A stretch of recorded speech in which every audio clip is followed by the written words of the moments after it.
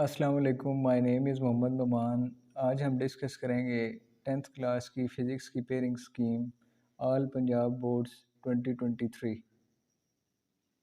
तो सबसे पहले हम देखते हैं शॉर्ट क्वेश्चंस की पेयरिंग स्कीम में आपके पास टोटल 30 मार्क्स के शॉर्ट क्वेश्चन आएंगे। क्वेश्चन नंबर 2 की बात करें तो आपने 8 क्वेश्चन में से टोटल 5 क्वेश्चन जो हैं वो अटैम्प्ट करने हैं। तो इसकी बात की जाए तो चैप्टर नंबर 10 में आपके पास आएंगे स्कीम के पैटर्न के मुताबिक 3 शॉर्ट क्वेश्चंस।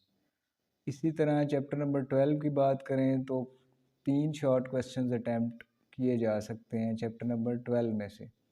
और इसके साथ जो पेयर बन रहा है वो चैप्टर नंबर 16 का बन रहा है, जिसमें से 2 शॉर्ट क्वेश्चंस आएंगे स्कीम के मुताबिक। अब ये आपके टोटल 8 शॉर्ट क्वेश्चन बन गए, जिसमें से आपने कोई से 5 अटैम्प्ट करने हैं। तो इस तरह हमारा क्वेश्चन नंबर 2 जो है वो कंप्लीट हुआ 3 चैप्टर्स की कम्बिनेशन पे। नेक्स्ट हम बात करें तो क्वेश्चन नंबर 3 जो है पेपर का, वो उसमें से भी आपने answer any 5 from the following. तो चैप्टर नंबर 11 जो नेक्स्ट बनता है स्कीम में, उसमें से कोई से 2 शॉर्ट क्वेश्चन आएंगे। चैप्टर नंबर 13 में से 3 शॉर्ट क्वेश्चन आएंगे। सिमिलरली चैप्टर नंबर 17 में से 3 शॉर्ट क्वेश्चन अटैम्प्ट किए जा सकते हैं। तो इस तरह हमारे पास जो कम्बिनेशन बनता है वो 8 शॉर्ट क्वेश्चन का है, जिसमें से हमने कोई से 5 अटैम्प्ट करने हैं। अगर हम चैप्टर नंबर 11 और चैप्टर नंबर 13 कर लें तो इससे हमारे 5 शॉर्ट क्वेश्चन कंप्लीट हो सकते हैं। Third part is question number 4।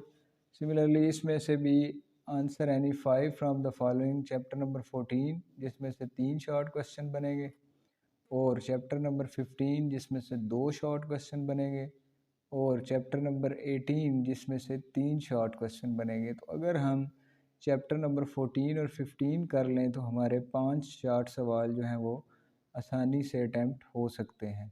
तो ये थी शॉर्ट क्वेश्चंस की पेयरिंग स्कीम। इसी तरह जो हमारे पास सब्जेक्टिव पार्ट बनता है इसका पार्ट 2, जिसमें हमारे पास लॉन्ग क्वेश्चन आते हैं, उसमें से हमारे पास 3 लॉन्ग क्वेश्चन में से कोई 2 हमने अटैम्प्ट करने हैं। अगर बात की जाए पेपर पैटर्न के हवाले से तो क्वेश्चन नंबर 5 नंबरिंग के लिहाज से बनता है।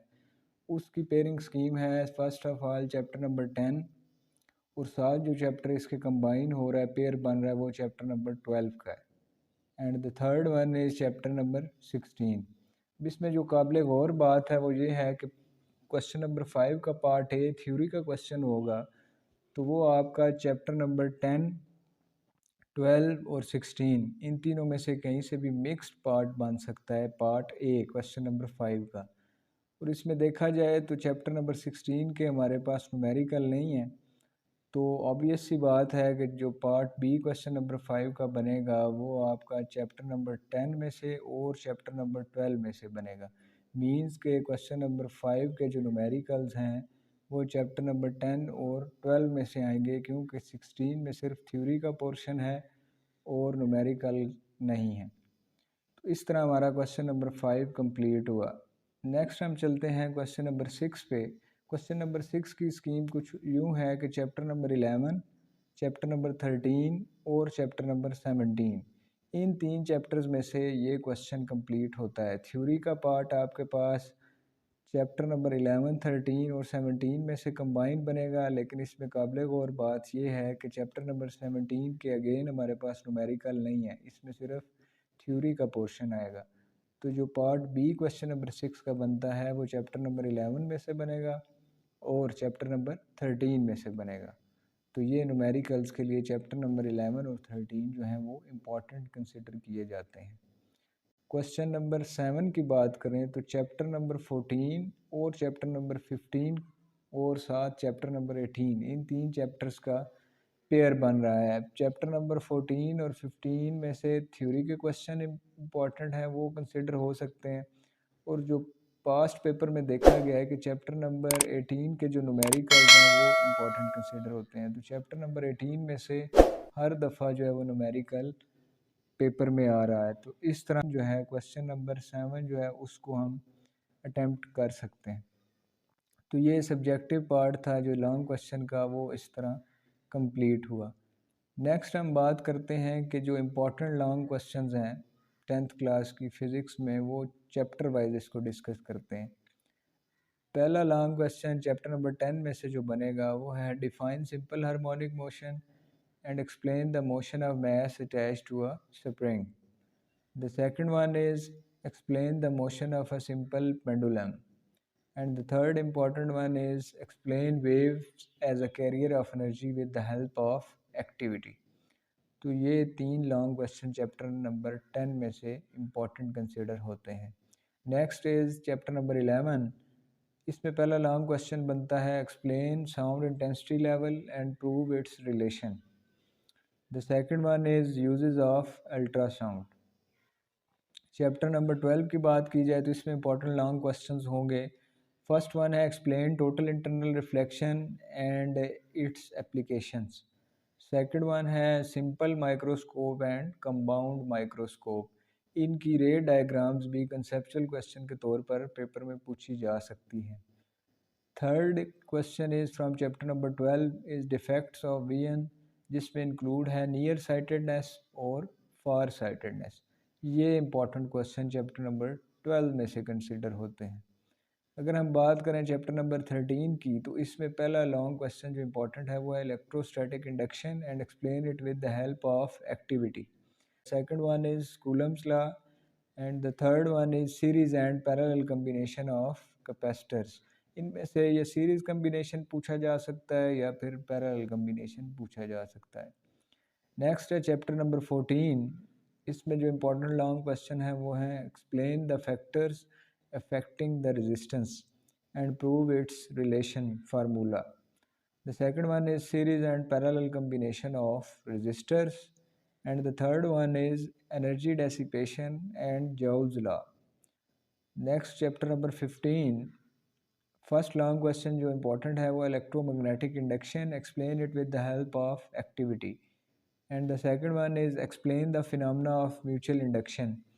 The third one is explain the working and construction of transformer and also write down its type। तो इस तरह हमारे पास चैप्टर नंबर 15 जो है वो कंप्लीट हुआ। नेक्स्ट है हमारे पास चैप्टर नंबर 17 जिसके इंपॉर्टेंट लॉन्ग क्वेश्चंस हैं। फर्स्ट है define cathode ray oscilloscope and also explain its any two parts. तो CRO जो है वो चैप्टर नंबर 16 में से इम्पॉर्टेंट है।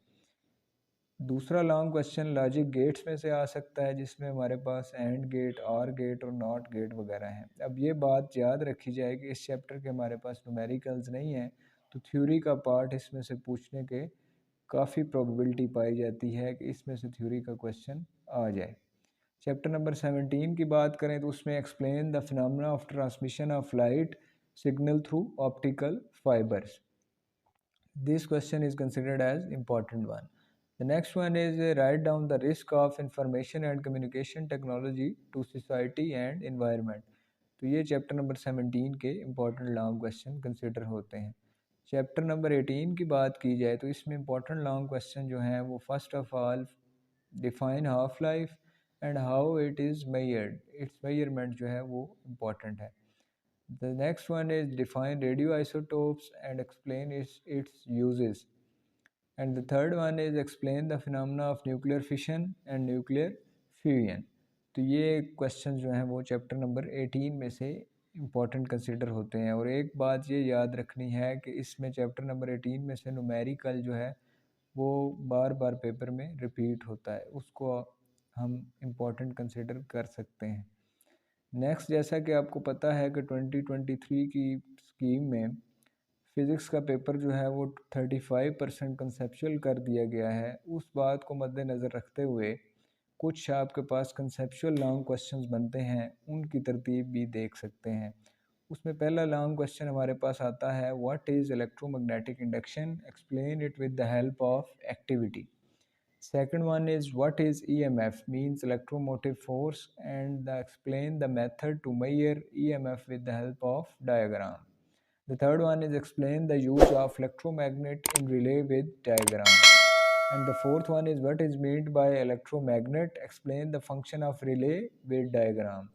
What is meant by electric current, explain with the help of diagram that how battery is a current source। तो ये एक इस तरह के शेप हो सकती है क्वेश्चंस की, कंसेप्चुअल क्वेश्चंस की, जो पेपर में एज अ लॉन्ग क्वेश्चन आ सकते हैं। Thank you very much. अल्लाह हाफिज़।